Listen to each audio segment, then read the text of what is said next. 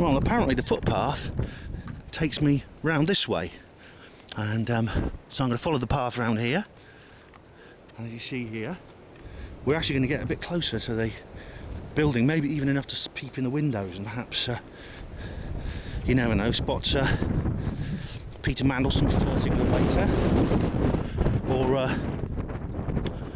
you know, John Major sort of reclining in an armchair watching the EastEnders omnibus. I've got a feeling that guy does watch EastEnders, you know. But look, you can almost see in the windows there in that very grand building. Now then, another subject I've got to talk about regarding the Ditchley Park and Ditchley Foundation is controlled opposition. Because one of the members of the Ditchley Foundation is a lady called Shami Chakrabarti, a young lady with Indian roots who comes from London and who is famous for being head of the organisation Liberty, which is a law firm, but also a lobby group for civil liberties, hence the name. And they did a good job of defending David Shayler when he was in trouble, I remember. But basically, she's now a part of this organisation. There's greenhouses in there, you see.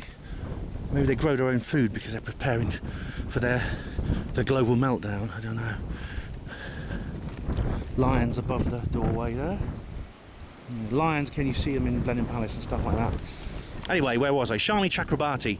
Now, like I say, she's head of this law firm Liberty, so she's part of the civil liberties campaigning, you know, anti-Big Brother, that kind of thing, you know. But she's part of this. Now, a lot of these organisations invite, you know, their opponents into the fold.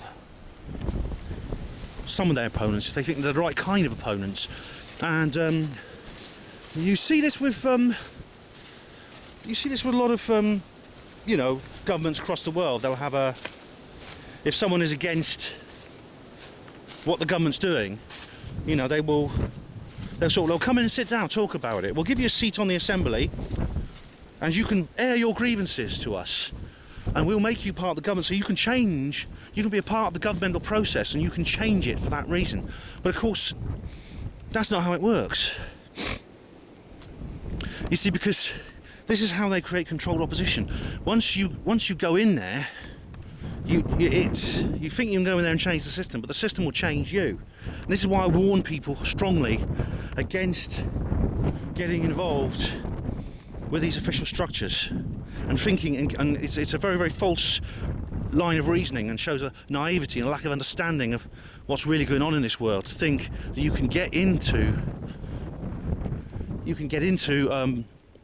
politics and somehow therefore change the political situation. The whole political system, as I was explaining earlier, democracy, is designed to make you think you can do that, lure you in, and then you can't get out. Do you know what I mean? Right, I've got to consult my map again. That's okay. I don't need to use the gate. There's another camera grid. Okay. Right, so I'm just going to put the camera down for a moment because I've got to look at the map. You have a look at the earthworms. Where are we?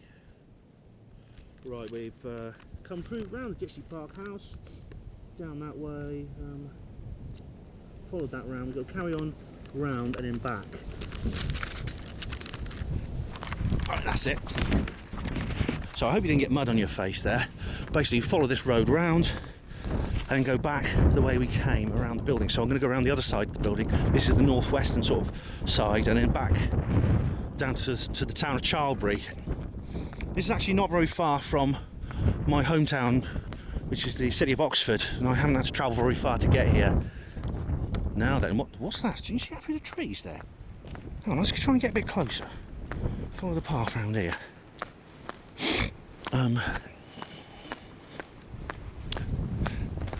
No, I thought it was an Illuminati pyramid structure, but it's not. It's just like a. So I must be careful symbolism spotting. It's not always there. Anyway, back to the controlled opposition thing, right? I think this is it. Sorry to keep breaking off. I just have to keep navigating. Now we are, that's it, we follow that along there. I think I'll go down that way, down that, through that road there. Yeah, that's it. Just fold this map up. Oh, damn maps.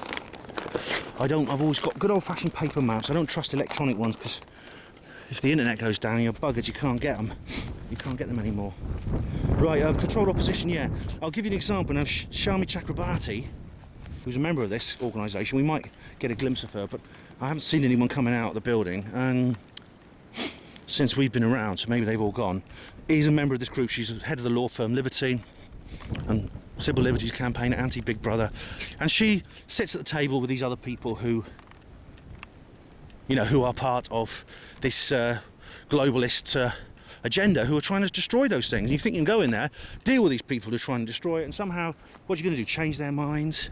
No, because once you're in there, you see, they change you. They get you into the fold and they recruit you. You don't even know it. You may not even know it's happening. I mean, I'll put a link into where I talk about Dr. Stephen Greer, because he's one of these people. He's one of these controlled opponents. He's part of the. He's the guy who almost founded the exopolitics movement, and since then he has just become. You know, he's oh yeah, I love the Rockefellers. David Rockefeller, he's on our side, man. You know, he's going to get disclosure for us. Bollocks. But you see, once you join these organisations, they schmooze you, the Cockneys would say. They give you, you know, you wake up in the morning, your beat up old rusty car has been replaced by a Porsche. You get some gorgeous girl to seduce you one night in the restaurant. They take you to where you have all the finest food. You know, it's a complete scam. And you know, this sort of thing can alter your thinking, your way of thinking. John Perkins talks about this, the guy who did the Confessions of an Economic Hitman, because he suffered the same fate. He was in a sense recruited in that way. He was seduced by a trained woman.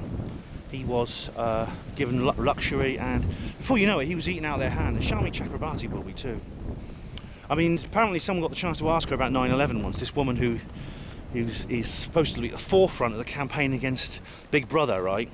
And she's challenged a lot of the things such as the Patriot Act and the various other things that have come into this country since the terrorist bombing in London and 9/11 and things like that.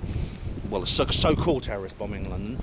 But they asked Shami Chakrabarti about false flag operations.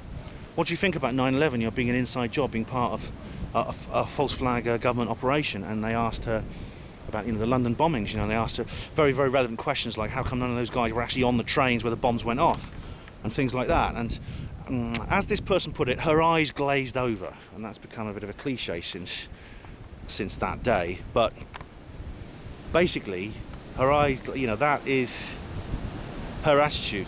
You know, it can't possibly be. And this is what I mean by controlled opposition. You know, without even knowing it, she's going to be betraying everything she originally stood for, and she's going to be working for the very people who were her enemies and should be her enemies and who are our enemies. And so this is why we've got to warn these people. And there's members of the truth movement I know today who are falling for this, and I've got to warn you. Just be very aware. You've got to become introspective. You've got to be able to criticise yourself. This means you have to be able to overcome your ego. You have to be able to see yourself as others would see you, and maybe then you can pull back and you can save yourself from becoming controlled opposition before it's too late. Right, I'm going to make my way back. I don't think I'll go back the way. I'll go back a different way, see if I can see anything, film it if I can, and I'll point, and when I get to the next point of interest, I will film it. See you later.